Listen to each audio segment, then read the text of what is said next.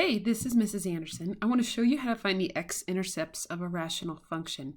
By now, you should have seen lots of different rational functions, and what I hope you know at a minimum is that they have a couple different parts. We often call them branches, and I'm going to show you two ways to find the x-intercepts. Remember, x-intercepts are where a graph crosses the x-axis.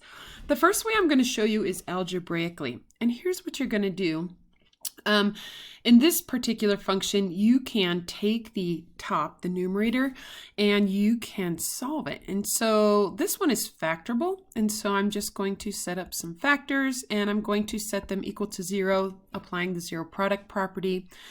And the factors would be x minus 6 times x plus 4. If you need help on factoring, I've got lots of other videos I can share with you. Just let me know. So once you factor, you're going to take each little factor, drop the parentheses, set it equal to 0, and solve this little baby equation. And so, for example, on this first factor, I'm going to get x equals 6, which tells me that on my graph, I have an x-intercept at 6, 0. Now, let's find the other one. If you're thinking, I think it's -4, you're right. So you're going to take the factor, drop the parentheses, set it equal to 0. And again, we're using the zero product property. That's another video for another day as well. We're just going to solve this little baby equation. They're usually one step, sometimes two.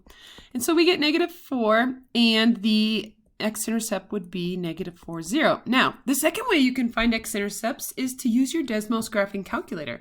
So I'm just going to scroll down here and show you the graph of this, and you can get a visual of what I've got going on here. So the 6, 0 is right there on this little branch. That's where it crosses the x-axis.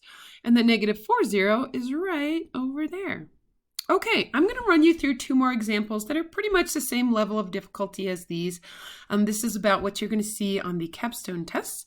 And so if you like, hit pause and try this one without me. I'm going to show you algebraically, then graphically, and then I'm going to do one more example. Here we go. To find the x-intercepts, I'm going to solve the top. This is factorable. On the capstone, it will be factorable as well. The factors here are x minus 4 times x plus 3. I'm going to take my factors, lose the parentheses, and solve the little equation. I will get 4, which represents the point 40. On the other factor, I'm going to drop the parentheses, solve the little equation, and I get x equals -3, which represents the point -30.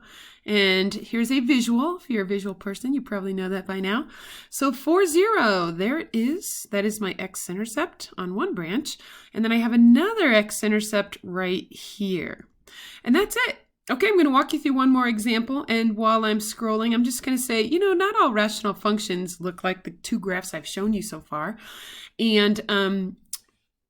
And they're not all exactly like this, but this is pretty much the flavor you're going to get on the capstone. So these are the kinds I'm focusing on. Here we go. Hit pause and try it without me if you're ready. I'm going to take the top. I'm going to solve it. It is factorable. The factors are x minus 5 times x plus 4.